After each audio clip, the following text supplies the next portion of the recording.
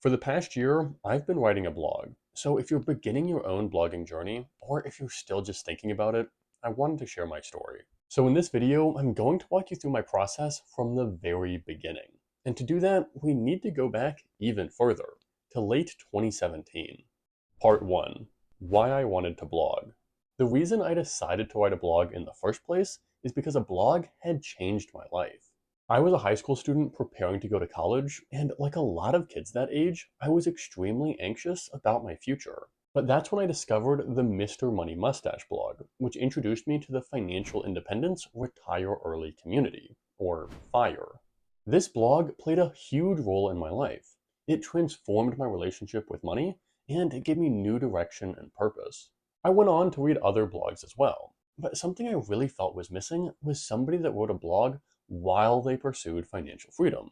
Every blog I read was written by somebody that had already retired early. So this was a spot I really thought I could fill. I wanted to blog about my journey and capture all of the things that I learned as I tried to reach financial freedom at a really young age. And I know that not everybody's lives are as touched by a blog as mine was, and I also didn't expect my blog to transform as many people's lives as Mr. Money Mustaches did.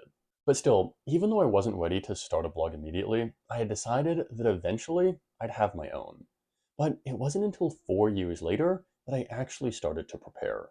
Part 2. Preparing to launch. During senior year of college, I finally started to take the idea of starting a blog seriously. I knew that I wasn't going to have a better time to start my blog than when I began my career, and maybe even more importantly, I was pretty bored. And I knew that there was going to be a lot of preparation to do before I actually started. And the same goes for you. This is not something that you should just rush into. For me, this process involved a lot of brainstorming. I started a Google Doc where I could capture all of my ideas for different blog posts.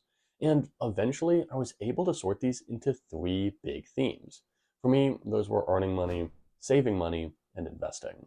A single document eventually became unwieldy, so I eventually moved all of this over to a spreadsheet. With the themes established, I made a few folders in my Google Drive to store my blog posts, and I began writing.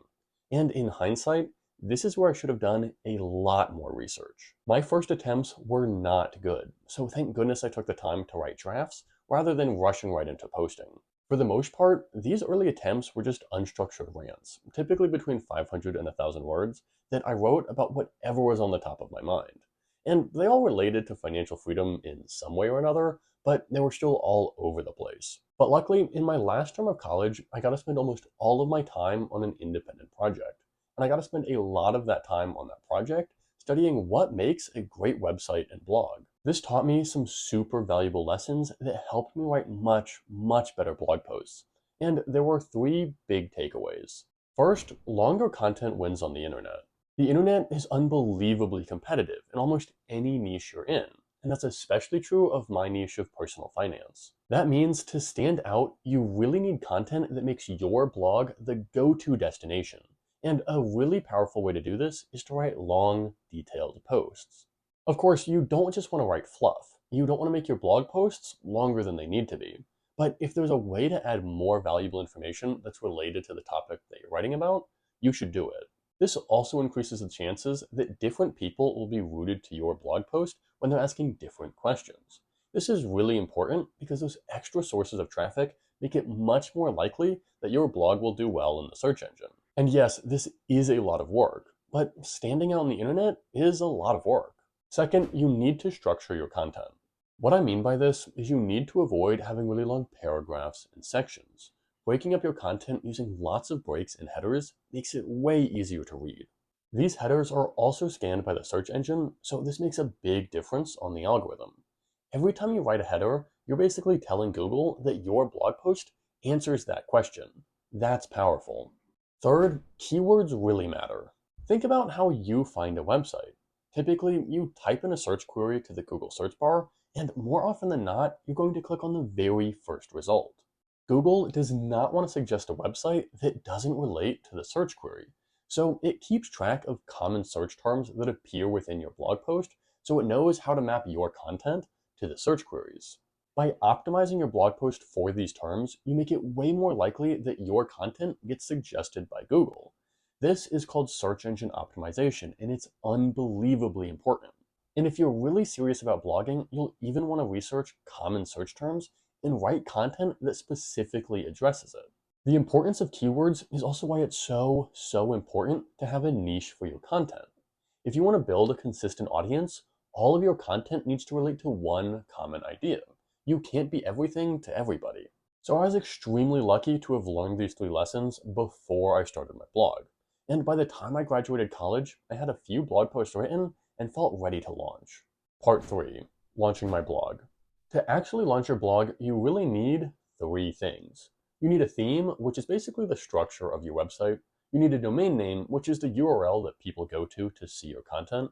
And you need a hosting service, which makes sure that your website is available to users around the world. I was basically able to do all of those three things at the same time because I used Bluehost, which is one of this channel's partners. Bluehost is primarily a hosting service, which means they store your blog on their servers so that anyone in the world can access your blog at any time. And when I was doing my own research, Bluehost just seemed like the best option.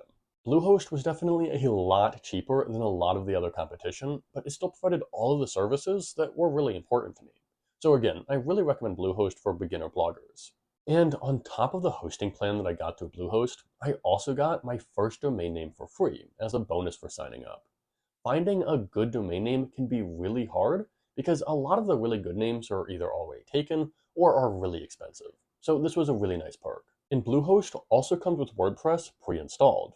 Unless you're already an expert web designer, I would really recommend using WordPress and WordPress themes to run your blog.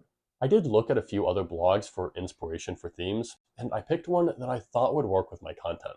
So again, almost everything I needed was taken care of by signing up with Bluehost. I'll put a link in the description if you want to work with Bluehost yourself. And by the way, I really wanted to have my own website because I wanted to treat my blog like a business.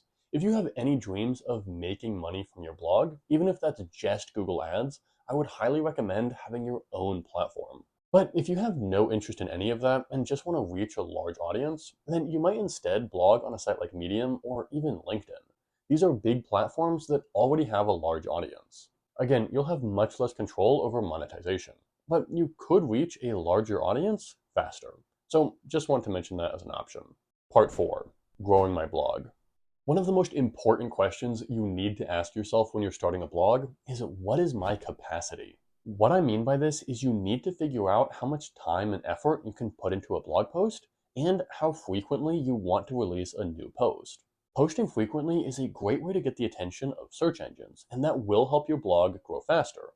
But this might not give you the time to dedicate time and effort into making high quality content, which is necessary to stand out. Since I was just beginning my career and I didn't know how much free time I was going to have, I committed to posting once per week. And most of my blog posts were somewhere between 1,500 and 2,500 words. Again, posting more frequently might be really powerful and help your blog grow faster. But you'll have to find the right balance so you can maintain consistency, which is really important if you want a consistent, engaged audience, and sustainability so that you don't get burnt out. In fact, once I did get in the groove, I was writing faster than I was posting. So the last few months, I was actually posting twice per week instead of once, and that did make a difference on my analytics. And by the way, when I first started blogging, I didn't want to rely on my own social media accounts to promote my blog. I wanted to get a hang of things first, and I didn't want to annoy my friends that didn't have interest in my blog. So I made a separate Instagram account for my blog where I could let people know when I had a new post. And since my blog was about personal finance, I did use my personal LinkedIn account to share new posts. And something I do get asked a lot about is monetization. But here's the thing, you're not going to have ads on your website until you're established. Your blog will just be too small. So, especially in the early days of your blog, do not worry about monetization. Your number one priority should be building an audience. Once you have an audience, the monetization will come very naturally. Part 5, the results. So, what actually happened? Well, I knew that writing a blog was going to be a long game. But I'll be honest, things moved even slower than I expected. Of course, the first few months were always going to be slow. I didn't even share my blog until I had 10 posts. From there, it took a while to pick up steam. Each of my blog posts was getting about 10 to 20 reads, and they were mostly coming from my social media accounts. And for context, I had about 400 connections on my LinkedIn and less on my blog's Instagram. Of course, with social media, it's pretty difficult to tell how many people were actually shown your post. But either way, this number seemed pretty consistent for the first 6 months of blogging. So after about 6 months, I finally started to see traffic coming from the search engines. But even so, this traffic was really low. But somewhere around here, I finally hit 100 monthly readers. That's still way less than you would need to monetize your blog, but I still thought that this was a really good sign. Having any traffic outside of my immediate peer group felt like a win. And this trend did continue. By about a year into blogging, organic search was the most dominant source of traffic for my website at about 50% of views. The reason that this is so important is because my peer group is limited while the internet is not. For really successful blogs, I imagine that over 99% of their traffic is coming from organic search. And something else that I noticed is that even as organic clicks just slowly ticked up, my impressions exploded. Impressions are how many people are shown your blog, whether they click on it or not. So this told me that even though not too many people were clicking on my blog still, the search engines were getting much more confident about suggesting my blog to others, which I thought was a really good sign. And right about a year into blogging, I started posting twice per week. This definitely coincided with growth, and I finally went over 200 monthly readers. But despite my blog continuing to steadily grow, it was around this time that I decided to stop blogging. I scheduled all of my remaining blog posts and I stopped writing new ones. Why did I make that decision? Well, there were really 5 big reasons why. I recently made a video about that, and when it releases, I'm going to link that right here. But if that video isn't linked yet, it probably means that you need to hit subscribe and turn on notifications so that you don't miss it. Keep a lookout for it, and I'll see you next time.